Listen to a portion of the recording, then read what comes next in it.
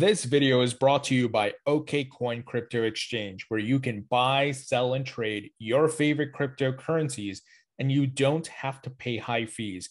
OKCoin has very low fees, lower than many of the other crypto exchanges in the market.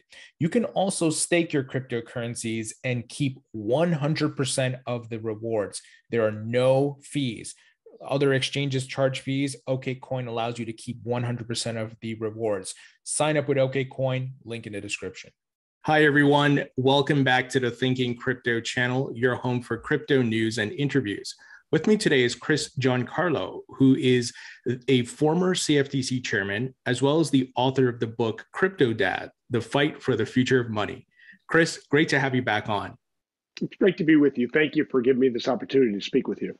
Well, I'm excited to learn about the book, but I wanted to quickly ask, how are things going on your end? I know you've been advising different crypto companies. Are you still part of the Digital Dollar Project? Maybe you can give us an update on those things. Oh, very much. So I've got a very busy portfolio of things that I'm focused on since leaving the CFTC.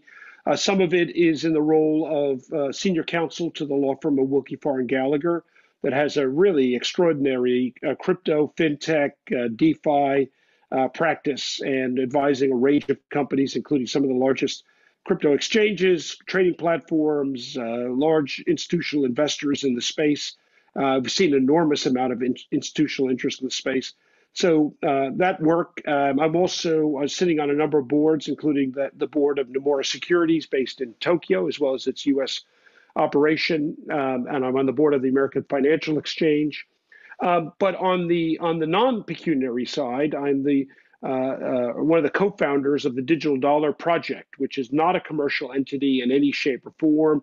It's not trying to create some sort of commercial venture. Its purpose is only to advocate that the United States take a leadership role in the development of central bank digital currency. I'm a firm believer that all money, both sovereign and non-sovereign, will gradually become, and not so gradually in some cases, rapidly become digital in the future. And I want to make sure that the United States has a seat at the leadership table, because some of our economic competitors like China and otherwise are really advancing their work on this very dramatically.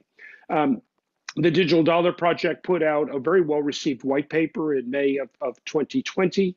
And you'll note that we did not, and we do not today, call for the suppression of stablecoins or non-sovereign cryptos in any way. We believe that a central bank digital currency is something worth pursuing in its own right, but not at the expense of private sector development of non-sovereign money, which has been going on now for 10 years, including during my time at the CFTC. And there's a lot for the official sector to learn from the private sector in terms of development of digital currency. So we think that's all for the good. Absolutely. So, from your perspective, you mentioned CBDCs and stablecoins can exist alongside each other. We know there's some that are trying to stop stablecoins, it seems like. And from a CBDC standpoint, last time we spoke, I think you couldn't really disclose this, and I was just curious if there's an update. Any details on the type of blockchain, whether it be proprietary or an adoption of a public blockchain that you can tell?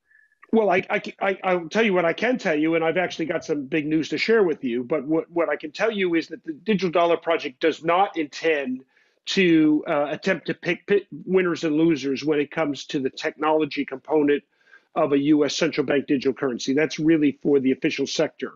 But now what we will do, though, is look at different technologies, probably involve different rails and different protocols in our pilot projects, and we will issue data-based analysis, and we will point out both strengths and shortcomings of different approaches. But ultimately, at the end of the day, it's for the public sector to make those choices. What I can share with you is news that we shared very early this morning, and that is the Digital Dollar Project has appointed Jennifer Lassiter as its executive director. Jennifer, is at the FDIC, and she's the head of their innovation lab there. And before that, she was head of the innovation team at the CFPB, the Consumer Financial Protection Bureau. So Jennifer is somebody with enormous amount of energy, intelligence, but also she works in that area between the official sector and the private sector. She understands the impact of innovation. And so she's going to bring to us great relationships, the ability to speak to senior leaders in government as well as with the private sector and pulling together these pilot projects. So we're really delighted to have Jennifer on board. That's exciting to hear. And you mentioned some piloting of different blockchains and so forth. Is the timeline, and we talked about it earlier this year, is the timeline still a few years away before a digital dollar CBDC gets launched? Or do you think possibly sometime next year something could go live? So it might be a slight nuance, but the Digital Dollar Project doesn't actually advocate that the United States government launch a digital dollar. It advocates that the United States government actively explore a central bank digital currency. And there's a fine difference there. We don't yet know enough as to the ramifications of a central bank digital currency. There's so much work to be done, but we do know that if that is an option the United States may pursue someday, then the time to get started in experimentation is now. And the right way to go about experimentation in this type of technology is the same way the United States has always pursued big technology projects, and that's in a partnership between the private sector and the official sector. Whether it was the space program with its reliance on America's universities like Caltech and others to develop some of the core technologies and some of our great engineering companies to build some of the rocketry components, or whether it was the internet itself, at least the first wave of the internet, where the private sector, the public sector developed, the Department of Defense developed some of the first protocols, but it was really the private sector that developed all the commercial uses of that.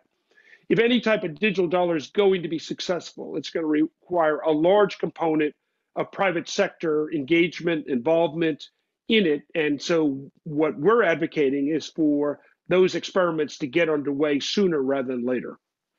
Absolutely. Let's talk about your book. So I'm excited to learn about this.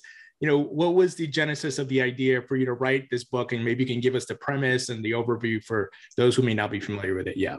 Yeah, that's great. So look, it's very simple. The premise of the book is to tell my fellow friends and neighbors and everybody who reads the book that money is changing, and it's changing right before our eyes.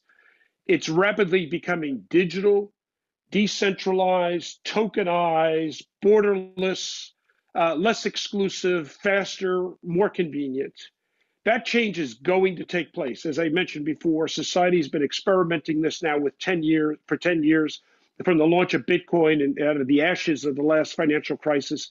And now governments are starting to wake up to that, what I would call they're having a fight or flight moment with the success of crypto, the success of stable coins. And there's a number of players in what the outcome is going to be like, what the final representation of money is going to be in a digital future. You've got governments, you've got big tech and tech firms, you've got the traditional banking sector, but ultimately you have the citizens at large. And former governor of the Bank of England, Mark Carney, recently gave a speech to the Bank for International Settlements in which he said, look, money is as much a social construct as it is a government construct. At the end of the day, central banks are the custodian of people's faith in money. And if the private sector, if citizens like you and me and our neighbors down the block are not voicing their concerns and their requirements for digital money, what values should be associated with money, then there's going to be a lot to lose for society. That battle that I described that's taking place is a battle over ideals. The dollar has traditionally carried with it certain values and ideals, values of free enterprise, of free markets not manipulated by governments, of the rule of law, and most importantly, on individual economic privacy.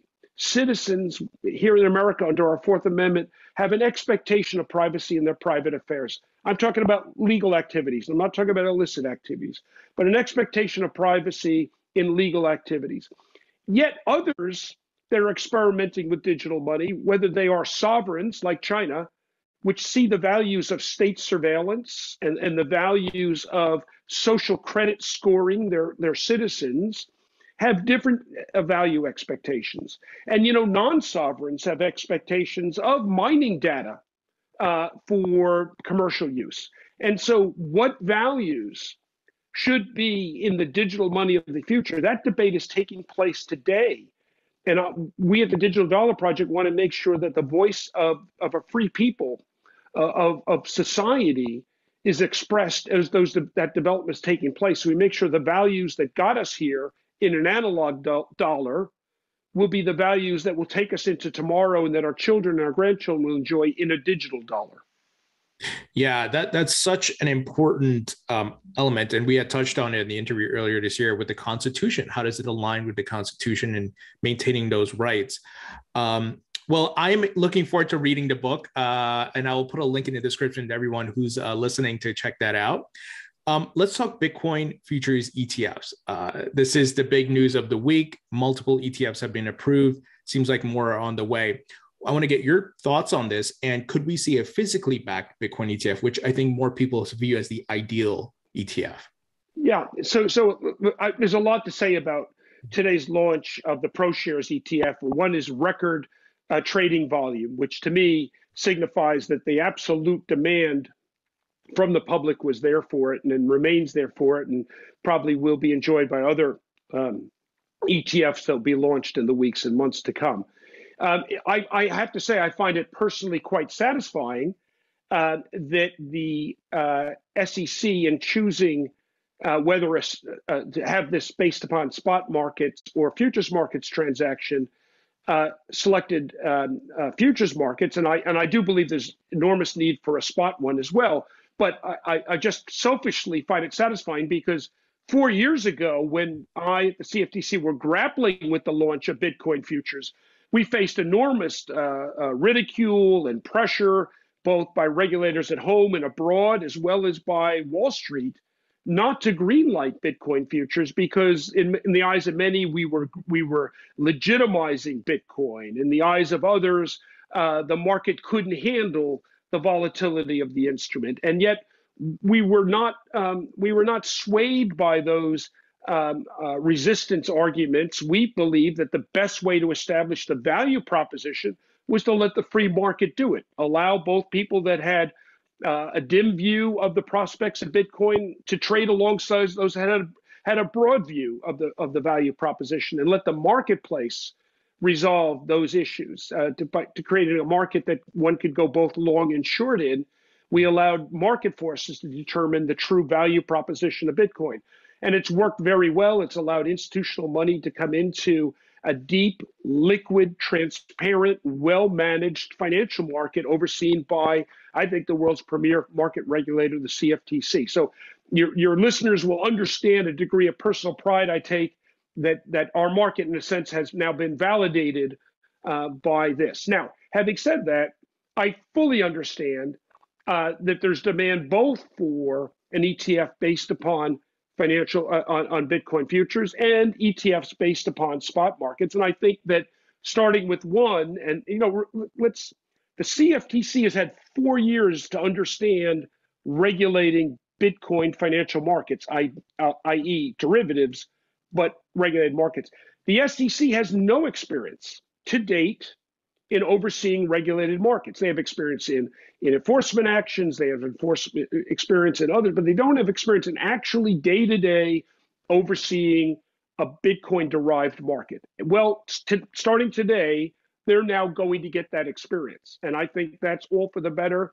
The more regulators work with a regulated product, the more they get comfortable with it, the more likely it is that we may be able to see a Bitcoin ETF based upon spot markets. Now, there is challenges in spot markets because some of them are here in the US, some of them are overseas. There's pricing differentials in the different ones, there's different standards. Some are more retail, some are more institutional. So I understand the need to develop a degree of comfort before getting there, but I'm hopeful because all of these developments, whether it be ETFs on futures, ETFs on spot, whether it be options, whether it be others, are all part of the maturation process for this new asset class, which I think has so much profound opportunity into it. the opportunity to modernize our existing financial system, and yet has challenges as well. Mm.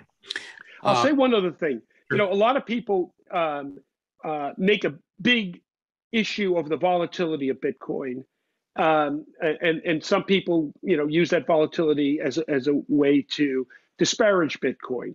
Mm. But to me, as a former commodities regulator, it's just commodities economics 101. Whenever you have a commodity with a fixed supply, when demand goes up, there's only one reaction, and that's price increase. When demand goes down, it's the opposite. If you cannot affect supply, then the only reaction to changes in demand is price. So there should be no surprise that. In fact, look at other commodities. Look at oil, that 18 months ago in March of 2020 was at zero in the futures market, and today it's close to $80 and may well go higher because of the artificial constraints we placed on oil production today. So to say that Bitcoin, because it's volatile, therefore it's somehow illegitimate, well, we could point the same finger at a lot of other commodities as well. There should be no surprise in that price, but it does mean it perhaps is not suitable for all portfolios because of volatility for certain investors that perhaps couldn't bear that type of volatility. So as people introduce it into their investment portfolios, prudence suggests that one needs to make sure that is the right fit for their portfolio needs. And do you also feel that because we're so early, it's such a young asset that contributes to the volatility because people, and this will eventually change over time, and we're seeing the tide changing, but the confidence will be there. So there's not this binary reaction to it. Maybe it'll stabilize a little bit better in the future. I think simply depth of the marketplace and breadth of the marketplace might help to minimize some of that volatility. But as long as the supply is set, and remember that fixed supply is a design feature of Bitcoin. It's not a design flaw; it's a design feature. In fact, for many people who see it as a store of value in an environment where inflation perhaps is not quite as transitory as some people say it is, that design feature may be a design virtue. But with that design virtue comes a price volatility. Any change in demand up or down is going to have a direct corresponding change in price. Yeah, absolutely. Let's talk about U.S. crypto regulations. There's a lot to unpack here. We have the infrastructure bill, some things that were kind of almost snuck in there in the dark of night. We have the pushback on stable coins, Coinbase's lend program. How are you feeling about this, given that you've been in government and you probably have a bigger perspective than many of us who are looking from the outside? Are we making progress? Is it just some roadblocks and hurdles on the path to getting the clear regulations, or we have to fight and get the president and the working group, the White House working group, to get on board here? So look, whether it's me or my predecessors, Heath Tarbert or Russ Benham or Gary Gensler at the SEC, all regulators are trying to adapt statutes written in the 1930s. In the case of the SEC, the 33 and 34 Acts. In the case of the CFTC, the 1936 Commodities Exchange Act, for a technological revolution that's taking place 90 years later. I mean, these are statutes that are not designed for this innovation, although their principles remain sound. Principles like investor protection and full disclosure, and prohibition of fraud and manipulation of markets. Those principles are sound, but a lot of the tools that those statutes provide are not designed for this new technology. And so it's incumbent upon regulators to use their discretion to apply these statutes in a way that makes sense. And that's something that I very much struggled to do and worked hard to do during my time at the CFTC. We exercise discretion in some cases where we realized that our regulations were quite unclear or quite contradictory when it came to crypto. And so we exercised discretion not to bring enforcement actions until we were able to rewrite our rule set. So regulators have a lot of discretion, and how they choose to use that discretion in the face of this new technology and antiquated tools and antiquated statutes is really, I think, a hallmark of the time of where we are today. Now, long term, I think that Congress absolutely needs to step in and write some crypto native regulations. And they need to identify what are the public policy objectives we're trying to achieve. If it's only investor protection, then you might have what you have today with the SEC being very aggressive in going after inadequate disclosure, failure to register. But if you are looking at other things, such as orderly markets, then there's an important role for the CFTC. But more importantly, if we recognize that we have a national, I believe, and this is my view, that we have a national interest in being on the cutting edge of innovation in financial services, in payments, and in stores of value, then I think that what we've got to do is promote this innovation in a way that allows it to modernize a financial system that, quite frankly, itself, like our statutes, is fairly antiquated, quite creaky, slow, expensive, and filled with rent collectors at every step of the way.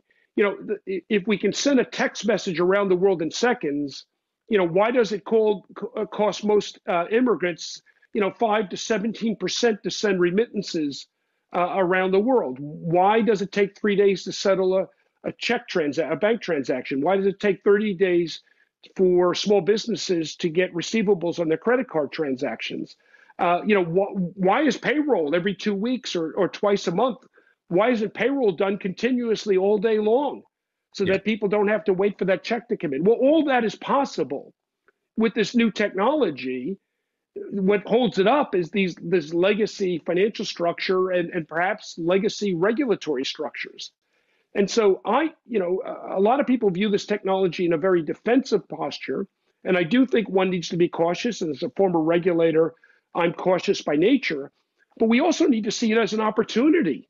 An opportunity. We've got to acknowledge that our financial system is not as fit for purpose as it should be. It's incredibly exclusive.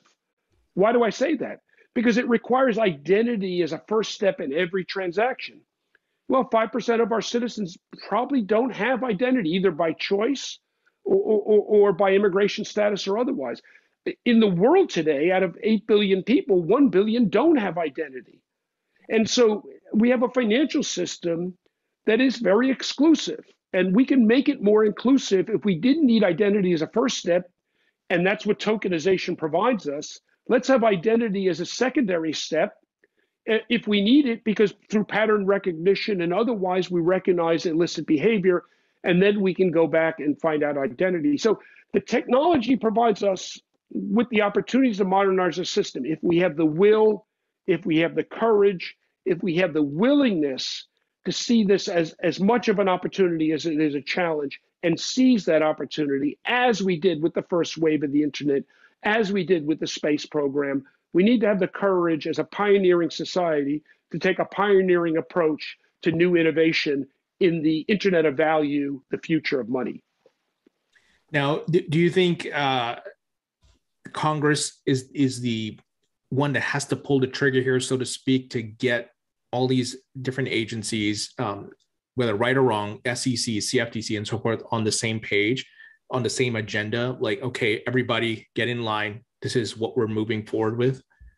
Well, I think in the short term, what would be really helpful is if the administration would declare a imperative for innovation and would let the existing regulators that are trying to adapt existing statutes know that the nation has as much interest as protecting consumers and protecting orderly markets against frauds and manipulation as it does in modernizing an antiquated, exclusive, expensive financial system to open it up to wider usage. and to a generation that is interested in this new technology. And so if those agencies that are grappling with old statutes today were instructed that they also have to look out to not squelch innovation, not drive our best engineering talent offshore, not to drive young people to try to escape from our financial system, but to feel at home in it because it's actually adopting methods and technologies that they're comfortable with, new digital technologies. I think that would be very helpful. Long term, however, though, this has got to be a matter of law. Regulation derives from law. Congress is the lawmaker in our system. Ultimately, Congress has to serve as the tribune of the popular will. And I believe the popular will is increasingly, let's embrace innovation rather than squelch innovation. And Congress needs to express that, I believe, in some crypto native regulatory structures that value investor protection, that value orderly markets free of fraud and manipulation, but also value innovation because it's a good in its own right. We are an innovative, aspirational society, and our laws should represent and reinforce those aspirations of innovation. Absolutely agree with you on that. Let's talk about Chairman Gensler and the SEC. Chairman Gensler, I was excited for him to come into that position. He taught crypto and blockchain at MIT, very knowledgeable about it, but I'm kind of disappointed in his actions and stance on crypto. I did see you were tweeting, you and Brian Kintens, your former colleague at the CFTC, were tweeting some things when Chairman Gensler talked about asking for more power to regulate the crypto market. What are your take on this, and how do you see things panning out with the SEC and the CFTC and the power? I think my tweet, some people saw it as I was throwing shade on the SEC. I really wasn't. I was actually just promoting the CFTC. I said that it's time for the Biden administration to actually nominate a full-time CFTC chairman so that the CFTC could take its seat at the table of innovating these regulations. Why? Because, as I said in my tweet, the CFTC is the only agency in the United States, or quite frankly, in the world, that has any actual real-life, day-to-day experience overseeing regulated crypto markets, in the case of Bitcoin and Ethereum futures.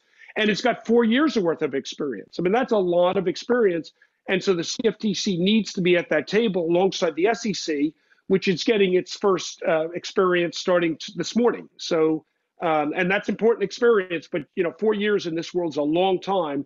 That's a lot of experience the CFTC can bring to the table. It needs to be part of the solution. I want to ask about El Salvador and their adoption of Bitcoin, making it legal tender. They're mining it with their volcano energy. Is this something that you see other countries doing? And obviously, I want to hear your thoughts on it as well. Yeah, I can't say I'm an expert in what El Salvador has done. What I would say is, that's an example of a society that a large part of its population are expatriates that are working elsewhere and sending remittances home to El Salvador. And so I think El Salvador saw the opportunity to receive a lot of those remittances in the form of tax payments in the form of crypto. And there's a lot of thoughtful people that are much more experienced in monetary policy and maybe foreign relations that have different views on this. But I wasn't all that surprised. But what I would say is I'm not sure the El Salvador model is necessarily a model for other countries because of its dependence on remittances. I don't know if that's going to be the basis for other countries going to a Bitcoin. What I would say, though, is, there are large parts of the globe where their native domestic currency is pretty much worthless, either by profligate government action or other reasons. And, in those countries, at least as a store of value, you're seeing Bitcoin be the one safe place where you can put your money when you see rampant inflation. And, some of that is a message to even more developed societies. Inflation is very hard to control once it gets going. And I think that, one of the attractiveness of Bitcoin is that fixed supply we talked about as both as a hedge against inflationary monetary policy and in some ways a rebuke to profligate governments that think that they can play with fire when it comes to inflating their way out of debt and other problems. Once you start playing with that fire, you're likely to get burned. Yeah, to your point, I mean, it's certainly an experiment, and it may not be the perfect model for every country, but the store of value, I think, aspect of it as a hedge against inflation, and we're seeing some of that here. So I wanted to ask about Facebook, to get your thoughts. They're working on their digital currency, so to speak. There was initial pushback from Congress heavily going back a couple of years ago. They just partnered with Coinbase to support their Novi wallet. With the stable coins that are being built in the free market, so to speak, and then you have CBDCs, and then Facebook, which I guess would be considered a stable coin in the free market. What are your thoughts on what they're doing and trying to build out? So in my book, I talk a lot about central bank digital currency, and I identify what I call the 7 imperatives for central banks to get into the digital currency development game.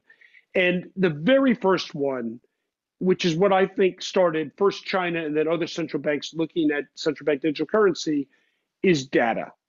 If data is the new oil, is the new essential global commodity, then financial data is probably the most important data of all. And when you have private sector actors like Alipay and WeChat Pay catching on like wildfire in China, then the Chinese Communist Party, which under Chinese ideology is the central repository of all the nation's financial transactions, simply says we cannot have that financial data in private hands. If anyone's going to have it, it's going to be the state.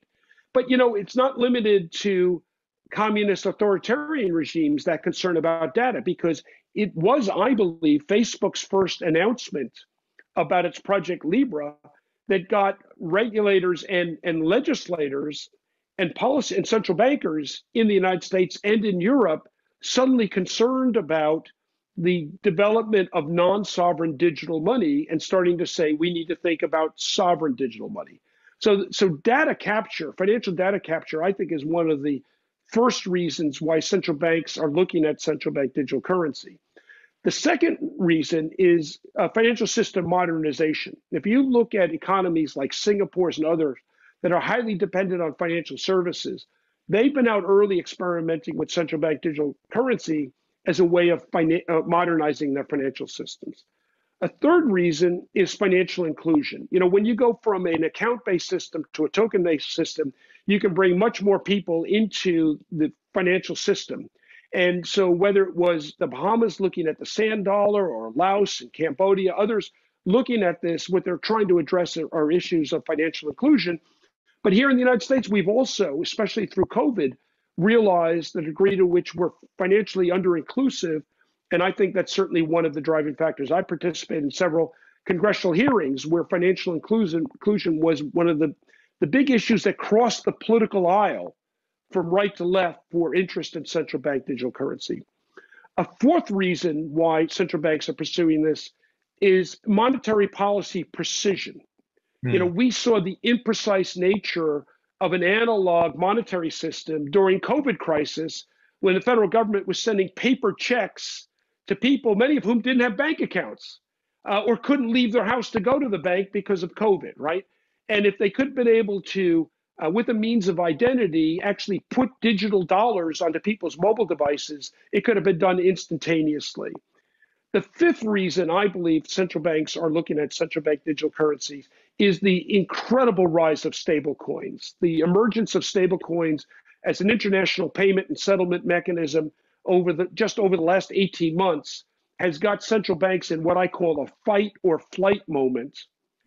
You might look at what China's done with Bitcoin is in a sense a determination to fight, to suppress non-sovereign means of payment in favor of government payment. But certainly if you read some of the statements out of the BIS and others, there's a real notion of fight or flight when it comes to stable coins by central banks here. The sixth reason why central banks are onto central bank digital currency is geopolitical influence. The concern that those features of digital money, the precision, the fractionability, the instantaneous nature of it, the frictionless nature of it, will give a nation's currency advantages over analog currencies in a global world. And I certainly believe that's the case. And then lastly, and this is for me what I think is the most important reason, one of the reasons why we launched the Digital Dollar Project, is because at the end of the day, uh, the nations that successfully encode their norms and values into digital money are going to be the winners in this. And if the United States is absent at the formation, then the values that have stood for the dollar, values of free enterprise, of individual economic privacy for legal transactions, the lack of censorship of legal transactions by politicians, and most importantly, economic privacy. If those are values that are in a battle right now against other values. So for China, for others, for non-democracies, digital currency will be a means of state surveillance. Yeah. It will be a means of scoring people on a social score system for their allegiance to a political regime.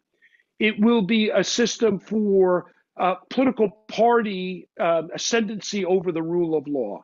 And so these battles, these values are in a battle right now. And there's players, there's the big tech companies, there's governments, there's the existing legacy banking industry, the existing legacy payments industry, and everybody's fighting for what this future is going to look like. And not sufficiently present in this conversation, this debate, is an ordinary Joe down the block. The people that have to use this new digital money have to have a voice in this, and they need to be the voice. A free people needs to be a voice, needs to be the voice for free enterprise. A free people needs to be the voice for economic privacy and no political censorship for legal transactions. Yep. And so, it's important that private sectors come together to speak to the public sector. And in my book, I use the phrase that money's too important to be left to the central bankers. And that's not a slight on central bankers, many of whom I've worked with and have the right goals and are altruistic. But it's only a free people that are going to speak up for these civil rights, for these social norms. And it's important that their voice be heard as the official sector is scrambling for all the reasons I just said to catch up to the private sector's 10-year experimentation with digital money. Since we mentioned China and on that topic, they banned Bitcoin for what seems to be the millionth time, but also they banned Bitcoin mining. A lot of those miners, which I was pleasantly surprised with, they moved to the United States. Do you think that gives the United States an advantage? And of course, the mining is decentralized more, but more are coming to the U.S. Yes, I think that's a good thing. I think that's a good thing. I think the chance of a 51% attack and other concentrations of power offshore are minimized by that concentration now of mining power here in the United States. So it's not only in the United States; they've moved elsewhere as well. But I think the movement to the United States is long-term a good thing. I also hope those miners recognize that their free enterprise rights also are suspect by some in Congress and elsewhere, and that they need to assert themselves. We saw it with, last winter with the discussion, or the winter before, over the Treasury's proposals for gathering information and for FinCEN application to mining operations. And we see it in Congress's infrastructure bill proposal for taxing of mining operations. So, or at least gathering tax information from mining operations. So there's a lot for miners to be focused on policy development here as they go about their business. Two more questions and we'll wrap it up. I want to get your thoughts on the booming NFT market. If you own any NFTs, what are your thoughts on it? Well, I'm hoping that soon my book will be in NFT form, and I hope that booming market continues to boom for my book. I think it's absolutely fascinating. I think it's fun. I think it's exciting. And I think it's in many ways, just the type of enthusiasm, energy, and opportunities that can come out of this new innovation. So I'm very excited about it. I see some firms are building some terrific NFT trading platforms, and it's great. Finally, last time you were on the show, we talked about your brand. Any updates on your band? Did you guys play any shows yet? Since So the band is getting ready for. So we're going to do a book launch party at a great old pub and restaurant in Tappan, New York, called the 76 House. Goes back to the 1600s. It's one of the oldest, if not the oldest, continuing operating taverns in the United States. And we're going to do a book launch party there. And all the band's going to get together. And after I sign a few books, we're gonna dive into some great music. And so I'll get the word out, and folks can come around and get a signed copy of the book and come dance the night away with the Slacks. So I would we'll love let to you know attend. about that. Yeah, I would love to attend that. Of We'll course. get you there. Yeah, yeah, that'd be awesome. Well, Chris, always a pleasure chatting with you. You're so knowledgeable about the government and crypto and so forth. Thank you so much for joining me today. Really my pleasure. Glad we did it. We'll do it again soon. We'll see you at the 76 House in late November. Deal.